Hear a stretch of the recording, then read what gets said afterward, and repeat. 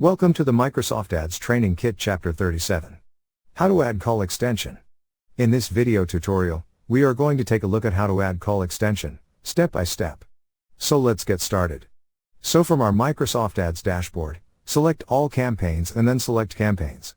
Select one campaign from the list. Now select ads and extensions and click on extensions from the top. Now click on View Site Link Extensions button and from the list, select Call Extensions. Now click on Create Ad Extension button. Here click on this Add New Call Extension link, then enter your country or region, phone number, mobile format and click on Save button. So this is how you can add call extension. Thank you for watching. Please proceed to Chapter 38. How to add price extension. Inside that video, we are going to take a look at how to add price extension, step by step. See you in the next tutorial.